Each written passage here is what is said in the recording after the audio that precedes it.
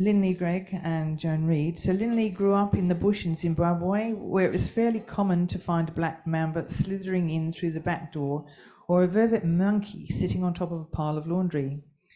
Being a volunteer of 12 years with Sydney Wildlife Rescue has allowed Lynleigh to rescue and rehabilitate some amazing Australian creatures such as death adders, eagles, echidnas, kangaroos, and a variety of other gorgeous animals. Together with Joan Reid and a team of other volunteers, Lynleigh helped to establish a mobile care unit that is run as a wildlife-only veterinary clinic, staffed by volunteer vets.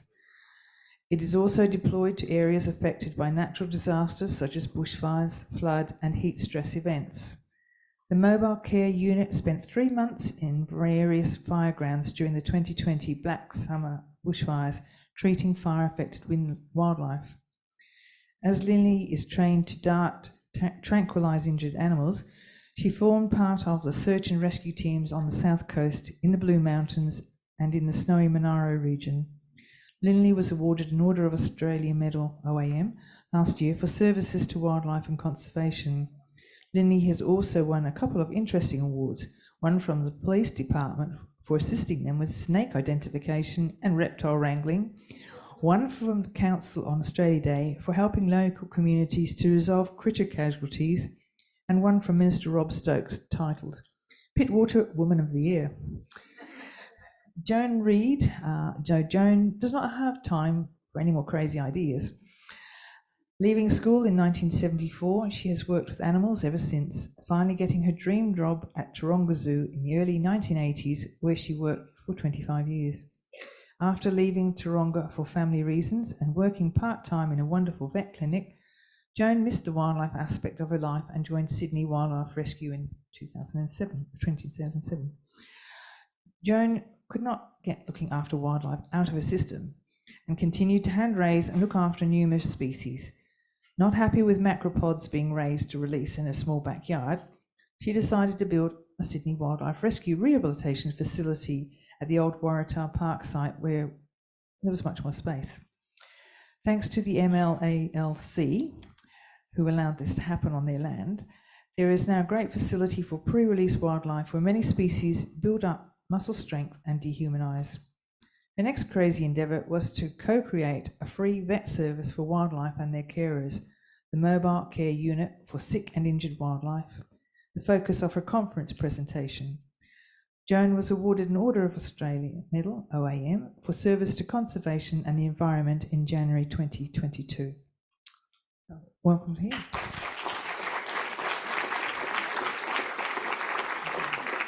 So that's just slides in there, that's a laser.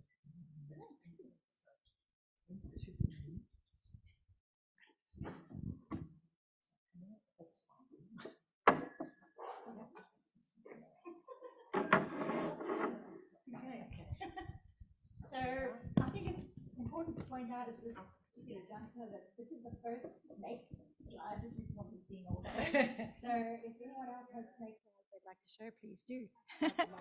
Okay. Is it not on? Okay. Snakes, lots of them. So as you can see, I'm a personal friend with, Attenborough. No kidding. So I think I'm going to have to put glasses on because I am getting ancient. So good afternoon, and thank you to the team for allowing us to pretty much hijack the end of John and Jackie's talk.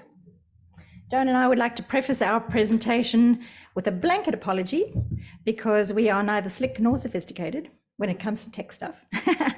And you'll not see any professional videography here, pretty much two amateurs with a selfie stick, which in my day sounded ruder than that, but anyway.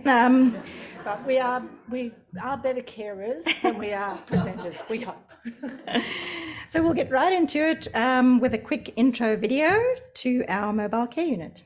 So hopefully I can do that. Do you guys know how to press play?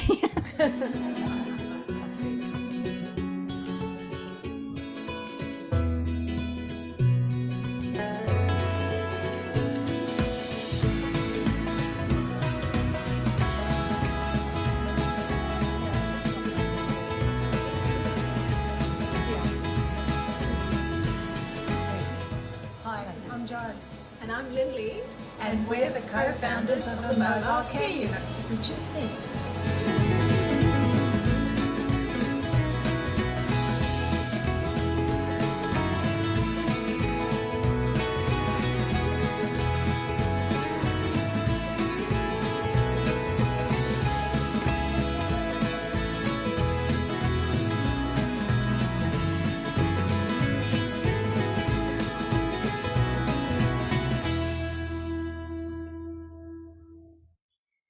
Okay, so now that you've seen the intro video to what the dream became, when the dream became a reality, we'll get into how it all came about. So the question we get asked the most is, how the heck did you raise $200,000 without the help of government funding or without any grant money? Well, I'm going to try and play the next video. So that's the concept of what we wanted, and we've got to play that video if we can. Sorry. Apparently I don't know how to press play. So basically, no, we've got it going. We had 3 major fundraisers. One was a high tea in Bayview. We did a big black tie gala ball, and we did an art exhibition and auction. And on our 3rd fundraiser, we raised the full amount. And that, I think there was a photo of jubilation there, which I missed. We went shopping for an RV and bought a shiny white perfect vehicle. And then we ripped everything out of the middle of it because there was nothing in there that was at all necessary. Or useful. Oh, useful. So we made the shiny white thing look pretty cute.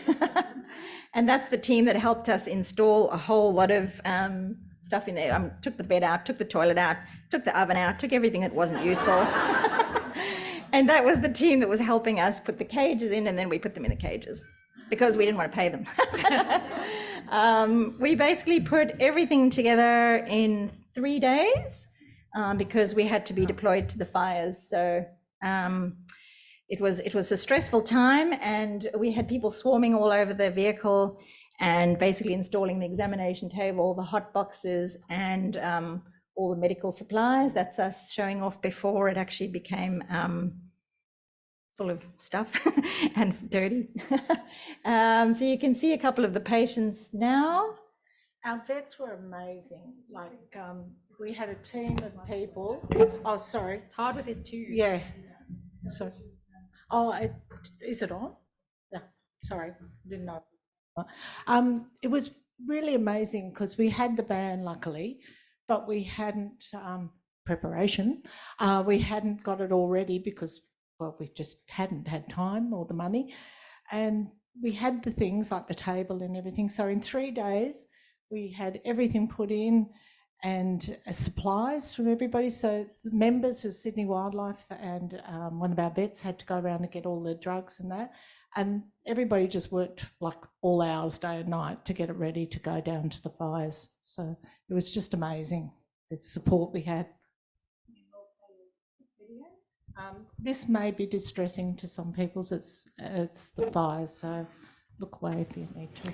On the 11th of January in 2020, we set off on our maiden voyage to the fire grounds on the south coast. It was one of the worst hit areas in New South Wales.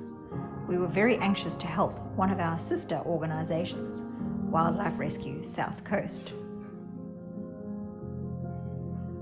The launch was not exactly the celebratory party we'd envisaged, but as we drove down the main road of Terry Hills at 6 a.m, with a convoy of 6 other cars carrying volunteer vets and nurses, we were treated to a wonderful surprise send-off. 2 of our Sydney Wildlife members were on horseback, along with 4 rural firefighter volunteers to lead us through the shopping precinct. Many of the locals lined the streets to wave and cheer us on. Someone even deposited a tray of home-baked goodies through the window for us to eat on our long journey. We drove through ribbons and streamers held by our own very proud Sydney Wildlife members. It was such a moving send-off.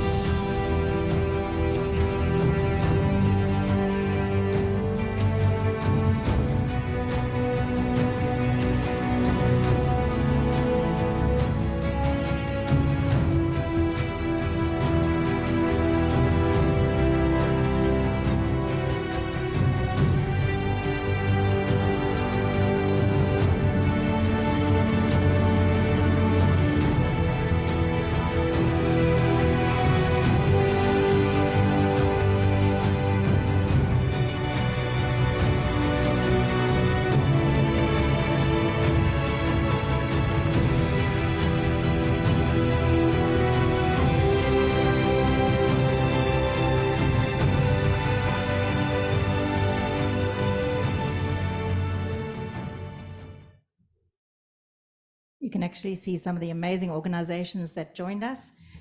That was in Lithgow. We had Animals Australia, Wires, Vets Beyond Borders, Vets of Compassion. Yeah, there was a group of us there all together outside the van, which is pretty special. Yeah, big team making it all work. Okay, so next slide. Where do I? Okay. So if you play that one, do I just press play again? No, back. Could I have play? Sorry, it's not playing here. we shouldn't have put so many videos in because Our team of vets will treat any native wildlife. So if you're wondering how it works, from any registered wildlife group, and some drive hours to see us, which is really amazing. Our board believes that it's more important of the animals than the group they belong, so any group's welcome that's registered. We do it by an appointment system. We book it. We have a receptionist that will book the animals in at a allotted time, and that gives the vets access to the information beforehand.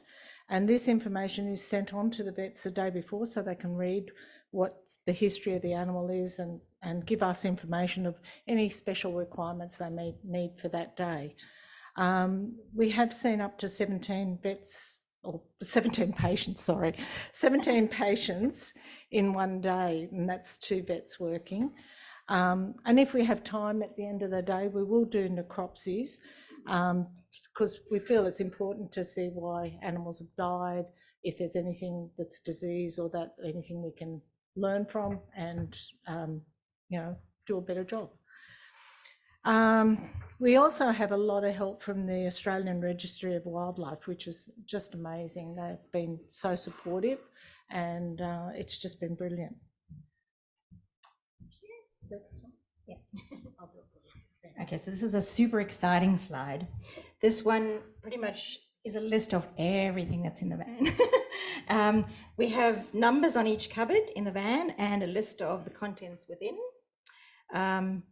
This is important for vets and staff who may be volunteering for the first time in the van, because we obviously go to different areas.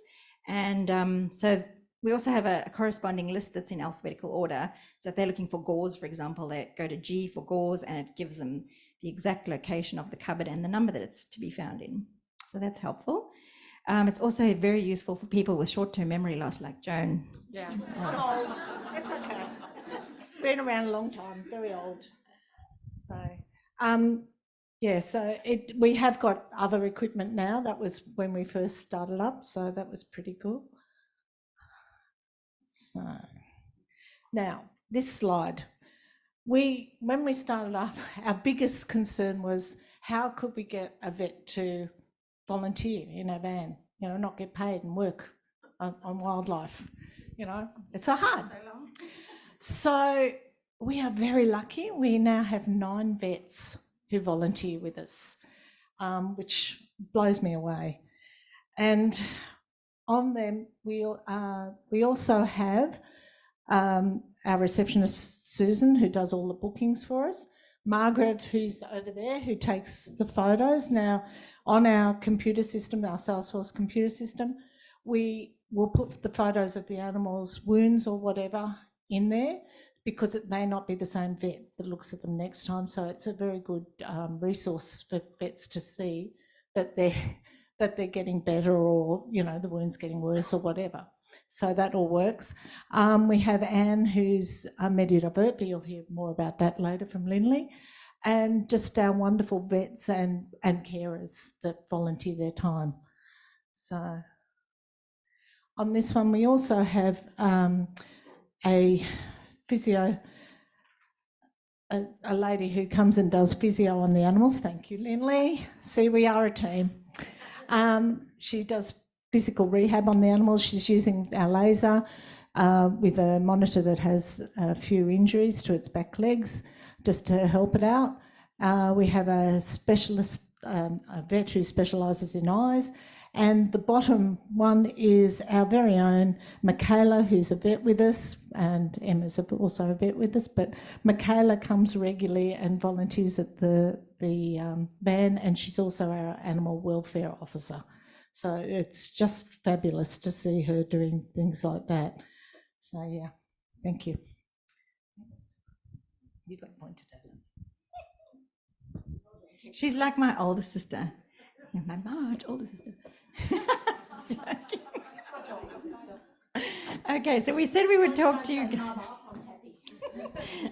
We said we'd talk to you guys about MediDivert. So how do we acquire all our medical supplies? Well, one of our volunteer members, Anne, she actually started up a fantastic initiative called MediDivert. She was actually a nurse for 50 years, so she saw a lot of waste happening in hospitals, a human nurse, by the way.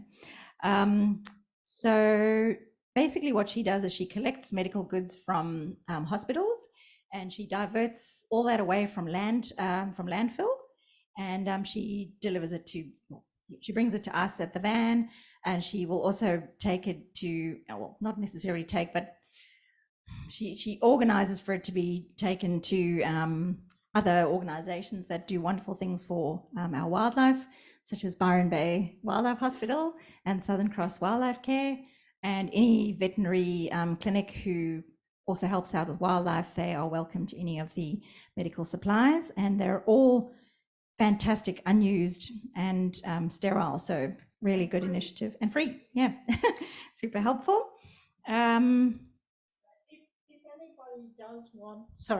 If anybody does, animal carers or that, want medical supplies, Anne's email address is on the bottom. It's also in your book. Please contact her. It's free. She would love to get rid of some fluids and everything, but you will have to organise either a pickup or pay for the postage. That's all. She can't afford to do it for everybody. So, but it is free and it is wonderful stuff. Okay, now I've got. Okay, so we wanted to thank everybody, our donors and volunteers, because without them, this ride would not have been possible. We've just had so much help from a lot of people, not government, but a lot of people. So, and I guess what we're trying to say is if you have an idea about doing something, don't stop, just really plod along and try and, you know, get it up and running. You never know what's going to happen. From no vets to 9 vets, it's just amazing, and we're just blown away. And our like, not ours, but the veterinary team that come, they not only come and do their day's work in the van, but they have a little group chat group that they've got, and they will go away after being with us, and there might be an animal they've seen, they're not sure what it is, and they all get on the chat group, and they might be there dinging, your phone dings till 11 o'clock at night while they're discussing it, you know. So they're just absolutely amazing people, and we would like to thank them very much. And we said we'd be quick and non-professional, so thank you. Definitely non-professional.